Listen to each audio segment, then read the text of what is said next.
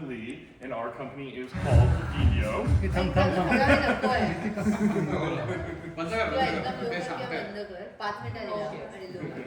Party starts later. We gotta have some wine first, right? Guys, and our company's called the Vinho, and Vinho means wine in Portuguese, and that's exactly what we're gonna be drinking today, everybody. Oh boy, I always bring way too much wine. So I think we've got what? 1, 2, 3, 4, 5, 6, 7, maybe an 8th bonus wine if you guys are all on your worst behavior. Okay, so we can do that. I'll tell you guys a little bit about our story and how we began. So actually, our journey began during COVID, during lockdown, when Lee and I got stuck in Portugal. Very sad story, right? Thank you, I know. So I don't know if you can tell, but Lee is British. Hello. And I'm from here. I'm from Poway, that's where we live right now, actually. And I was living and working in London, though, for a few years. And we were all set to move back to San Diego because, you know, British summertime, or British wintertime is very cold and dark. Kind of like British summertime, if you ask me, you know, especially compared to San Diego. And we were all set to go, come back, and Lee's green card got approved the day before Europe went into lockdown. A European lockdown was very different than an American style lockdown. It was very strict. They actually had permission slips in England, so like they could track where you are when you left the house. Meanwhile, I was calling my mom back in San Diego, and she was just like, "Hey guys, I'm at Costco. What's going on?" And we were just like, "What?" So we didn't have anywhere to go, and with the green card in process, Lee couldn't actually leave Europe or enter the U.S. So we didn't know what to do. We had already turned in our notice to our flat, so we didn't have anywhere to live. So we snuck over to Portugal for the summer, and we went up and down the coast of Portugal, and we drank a lot of wine because that's what we did during COVID, right? And we spent most of our time in a region called the Vinho Verde, which is right up north by the border of Spain and Portugal, and we fell in love with their wines. We were obsessed. So when we finally made our way back to San Diego, I was like, yes, let's go drink Vinho Verde. I love this wine, it's amazing. And lo and behold, I can't find Vinho Verde, let alone Portuguese wine, anywhere in San Diego. It's very difficult to find good, decent Portuguese wine. People really aren't importing it that far of a distance. There are a few places you can find Vinho Verdes. Trader Joe's still has that bottle, right? It's called Sproul. It is $4.99, so I don't recommend it unless you want a bad hangover. You can also go to like Total Wine and you'll see like Portuguese wine, and then at the bottom it's like Vinho Verde, and there's like 6 to 8 bottles. They're all mass produced. They're not even bottled in Portugal. They're all bottled in the US. So we were very frustrated. And naturally, when you can't find a wine that you love, you quit your jobs and you go back to Portugal. And that's exactly what we did in the summer of 2022. We went to over 35 different wineries. We tried over 350 different wines. I know, the story just gets more and more heartbreaking, right? And we ended up with 11 small family-run producers for which we are the exclusive US importers and retailers for their wines. Yes, because if they already had US distribution, what's the point of me? I can just buy it from some guy out here and pass it along. So we took a risk. In November of 2022, right, we imported over 3,500 bottles of wine, and I said, you know, if this doesn't work out, we're just gonna have a party. You know? But luckily it went really well, and you guys have come at a great time. We actually just got our 15th wine import order, so we had about 5,000 bottles arrive to our little house in Poway. If you follow us on Instagram, you can see me and Lee, mostly Lee, unpacking like 8 pallets of wine. It just goes a lot quicker if he doesn't get involved. So super excited to show you guys these wines today. And before we begin, Lee's going to quickly just give you an overview of the region and the wines that we're going to be trying today. Yep. So Portugal is a super underrated wine producing country, but they are actually the 10th largest producer of wine in the entire world. But probably far more interestingly, they are the largest consumer of wine in the entire world. And to put that in perspective for you, there is only 10 million people in the entire country of Portugal. That is about the same population of Chicago, drinking the most amount of wine in the world. We should probably work out how much that is per person, but I think it's probably a deathly amount. They should all be good. But obviously they love their wine, but they will self-admit that they haven't been as good as other European countries have been in promoting their wines. So that's why we tend to know a little bit more about French and Italian and Spanish, and not so much Portuguese. And Portugal actually has over 250 indigenous grapes, which is a little bit more than France actually has, but no one's heard of a single one of them. So Justin and I are doing our little bit to promote them because they are equally as good as other European grapes, if not better, in our humble opinion. So guys, I have a map of Portugal here, and this is their 14 wine regions. And then this is the Vinho Verde wine region right in the north of Portugal, just above Porto, on the border of Spain, on the Atlantic Ocean. And it's pronounced Vinho Verde in Portuguese, not Vinho Verde. Spanish and Portuguese started off the same as Vulgar Latin, and they've diverged over time. But a lot of words still in Portuguese look like Spanish, but pronounced a little bit differently. So Vinho verde, but the direct translation is the same as Spanish, green wine, but the wine isn't green. It's not actually a direct translation in Portuguese. It more means it's a very green area that grows wine. Excuse me. So because of its latitude, it's a cool climate wine region. So it gets a lot of rain in winter, but a lot of sun in summer as well. So when you're there, it's really green and lush and verdant, and that's really where the name comes from. It's where Portugal grows most of their crops, so it's great for growing grapevines. They tend to be better known for their white wines, but we'll talk about it more when we get to our red wine from the Vinho Verde. But typically, if you've ever had a Vinho Verde before, it's usually a light young white wine that has a slight fizz or effervescence to it. That is the style of wine that the region is best known for, but they're actually the largest wine producing region in all of Portugal. So they make everything. They make rosés and sparklings. So we always try and bring a big lineup of Vinho Verdes just to show everyone how diverse they are at winemaking. And they've actually been making wine in the region since 2000 BC, so hopefully by now they should know what they're doing when it comes to winemaking. Yeah. And we also carry wine from this big region down here called Alentejo, and then this region in the north called Douro. And we have a red wine from the Douro Valley to show you guys today as well. But even though we carry wine from 3 different Portuguese wine regions, they have these 5 things in common. So we only work with small family-run producers, so it's all small batch wine. That means they only make a few thousand of their bottles each year. We work with about 11 at the moment, and we carry about 40 wines between them 11. So we're talking about 6 today, so this is just 8 of the wines that we carry, but focusing on 6 of our producers today. Then all of our producers have low intervention winemaking methods. So intervention is when you're adding additives to the winemaking process. Really, the winemaking process is the science and art of trying to make something beautiful from just grape and yeast. It is very difficult, so you can add additives. But thankfully in Europe there is very strict laws and regulations on how wine has to be made. It has to be made as naturally as possible. Unlike here in the United States, where there is almost zero regulation on wine production. Shock horror! But we will talk more about that a bit later when we've given you some more wine, so we won't scare you too much. And then all of our producers have sustainable farming practices, so farming methods that are better for the world, better for us. The majority of our producers actually have to dry farm by law, which means they're not allowed to add additional moisture. They have to rely on the weather alone. But unfortunately that is changing due to climate change. And then in terms of taste, our wines are really high in minerality. So when we talk about minerality in the wine world, we often describe the taste as though it tastes like licking a wet rock, which sounds weird and gross. More than anything, it adds complexity and elegance to the wines, but we'll talk about it more when we get to this one. And then last but not least, we think the most important is that all of our wines are dry. So dry wines mean they have to have less than 10 grams of residual sugar per litre, but actually the majority of our wines have less than 1.5 grams of residual sugar per litre. So less calories and no hangovers, yay! But even though our wine is artisanally made, the majority of our bottles are affordable and they range between $24 and $32. So we should shut up and drink some wine. Yes, everybody. So guys, you've all got some note-taking cards. Please use that to write your own notes about the wines that you like. Usually by the time you've got to wine 5, you've forgotten if you like wine 1 or not. Also, if you've got any funny ways to describe the wines, let us know, and we'll let you know some funny ways from other groups to describe the wines. And then there's some information cards I think you're sharing between pairs. They've just got all the wines in order. Got all the pertinent information, like the name of the grapes, the sugar content, the alcohol content, and then it's got the Portuguese names of the wineries and grapes written down there for you, because they might sound a bit strange when I say them. But Justin's going to come round and pour the first wine, but if we can all hold off trying the wine until we've all got some, and then I can teach you how to say cheers in Portuguese. So our first wine that we're going to start with is a traditional Vinho Verde. So this is the style of wine that has this like fizz or effervescence. This is really the style of wine that the region is best known for. But I'll give you a quick history lesson as to why they make wine in this style. So during the 17th and 18th century, England were at war with France once again, because that's what we loved to do back then. But France was the country that England got their wine from, so it couldn't get wine from France anymore. So English sailors sailed down the coast of France and they got to Portugal, and they got to northern Portugal, which is the Vinho Verde, and they started getting the wine there instead. They would sail the wine back to England, and the English really loved the wine. The English loved the wine so much that the demand became so great for the producers that they just started bottling their wines before fermentation was fully finished. So fermentation would carry on in the bottle. A lot of bottles would actually explode on the ships to England, but the ones that made it unscathed, the English were like, what is this amazing fizzy wine? So 200-300 years later, this is why they still make wine in the same fashion. So just before the fermentation process is fully finished, they bottle the wines a little bit too early. So you're just trapping residual fermentation in the bottle. But it makes a light, young, dry wine that much more refreshing with that slight spritz. Yes. These are the style of wines that Justin and I fell in love with when we were first in Portugal in 2020. but they are daytime drinking wines, they are dangerous wines, they go down far too easily, but really they're the perfect wines for our climate here in Southern California.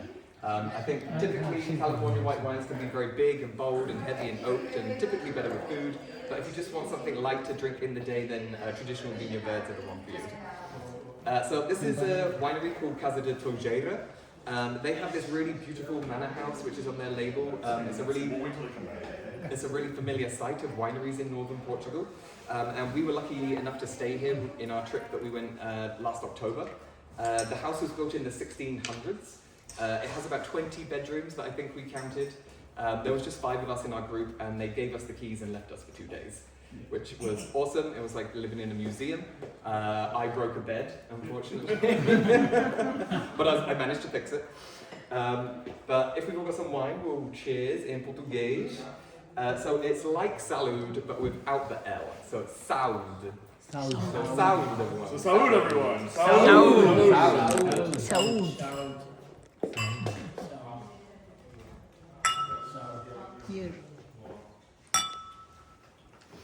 So guys, as I said, all of our grapes are indigenous Portuguese grapes. This is a blend of 4, Loureiro, Azul, Aventura and Trajadura. But Loureiro is the main grape in this, and it's indigenous to the Vinho Verde. It actually doesn't grow anywhere else in Portugal or the world. It's very specific to the Vinho Verde. But it means laurel or bay leaf in Portuguese. So you should be able to get taste of aromas of laurel or bay leaf. So a little bit herbaceous, a little bit savory. It's also my favorite grape of the Vinho Verde as well. Jack, this is yours. Thank you.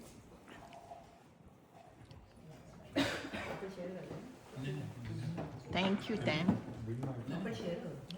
So, do you guys get that slight fizz? That Yes. slight little effervescence? A little bit, it's nice when it's a really hot day out, you know. I think the thing is, and especially in this area, you'll see the white wines from California are very heavy and oaked and, you know, hard to drink. Our wines are the opposite. They're light, they're refreshing, they're, you know, they're pool and lunch vibes, I think is what they say. This is the first one. Yeah, you've got cards there as well. They've poured in, they've got the names. Oh, Yeah. You just missed the intro, but Sorry. I have it Also recorded. important, the food. food is very important, that's all good. You know.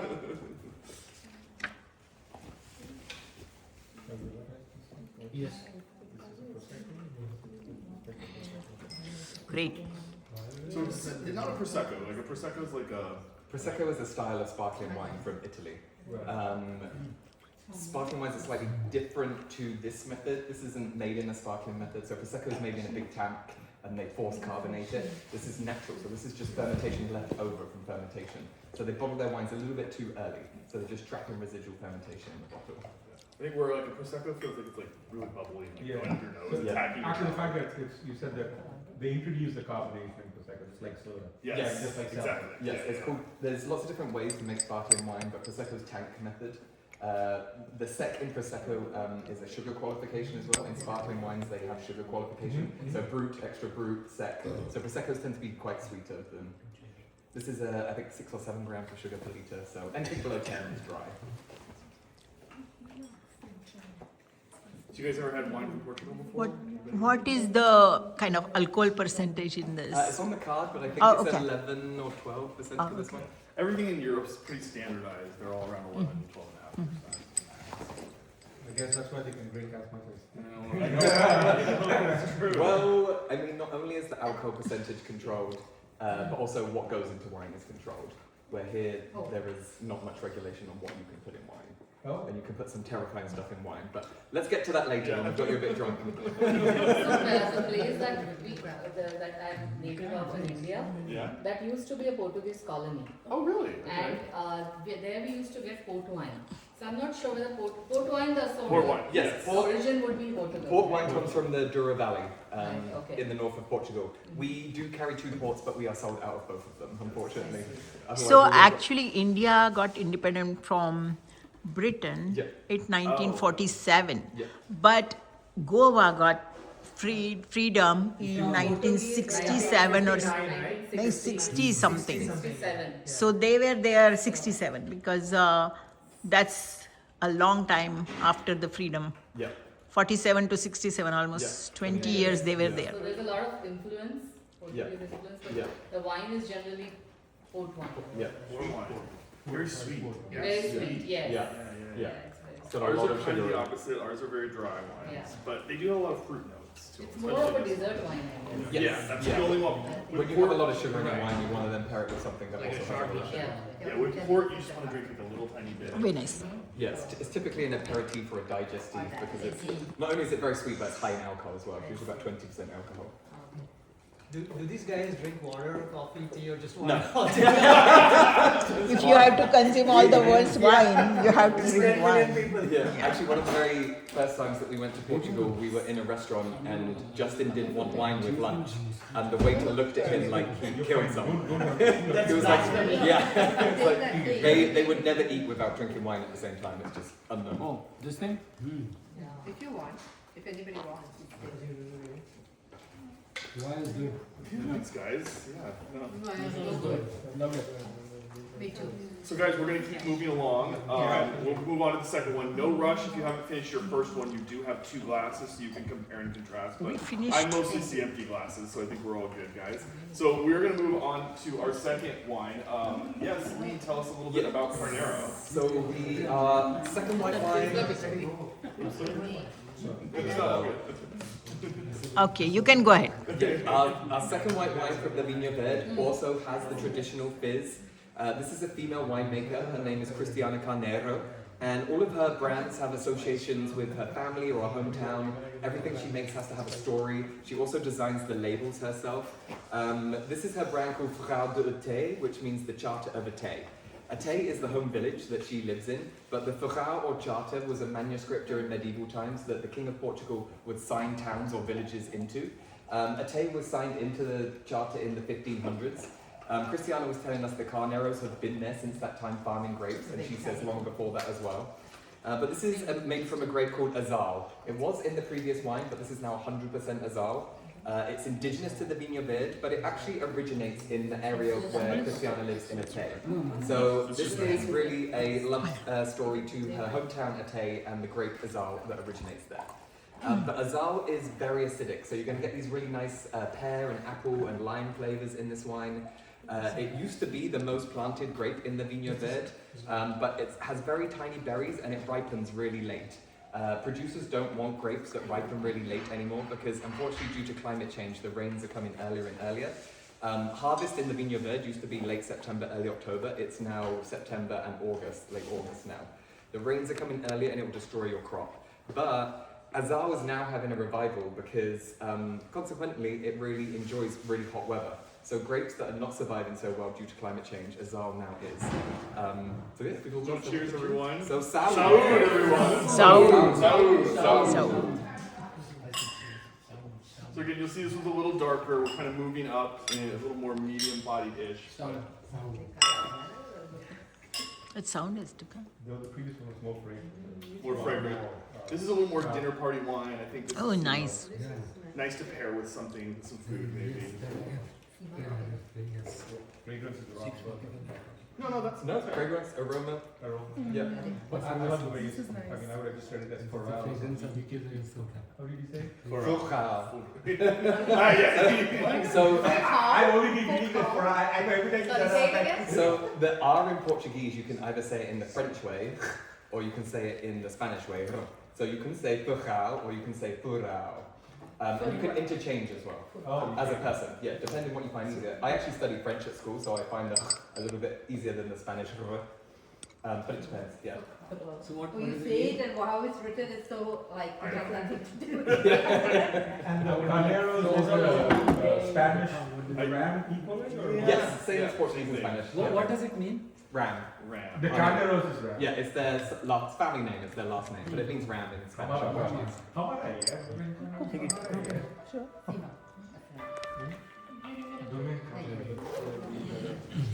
Sober, right? The quick thing.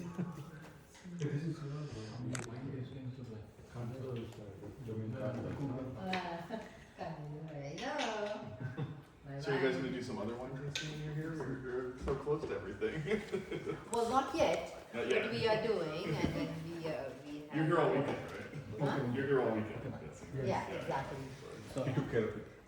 We had some, at least a bunch of us had some wine at the Messiah de la Vinha. Okay, yeah. We Yeah. heard good things about that Europa place. Yeah. That's good. Really? Okay. Yeah, it was just like the last time it was just a lot of people there. A lot of lot. Well, we want to raise our glasses for the birthday girls, Sampada. Yes. Yay! Happy birthday. Happy birthday! South. Saud, Yes, Sam. that, Saud. you're stressing this now. Whatever. Yeah, it's funny. In Portuguese, it should just be Saud. Oh, but, you don't- yeah. but the more drunk you get, you can say Saud. I'm really enjoying this. So you don't take, you don't take, I think this is it's nice. just sound. You Yeah, don't it should be more clipped like Saud. But there's different dialects as well. But it's You don't stretch the ooh. no, yeah. But we tend to when we do parties, everyone's like Saud. It's like a wolf. Though you do the service term, like calling your Wolf sound. language still sound Like like a wolf. Like a wolf sound. you should, yeah, like, stand up for them on the language.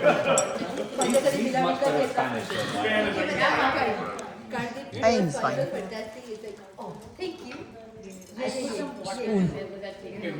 More person. Yeah, really cute here.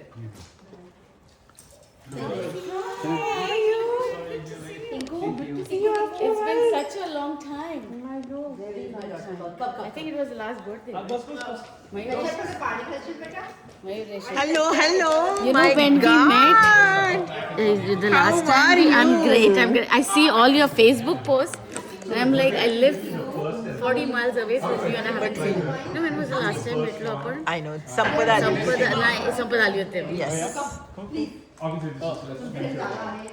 Don't you come to our place anytime? But the catering for food. I'm going to stop it.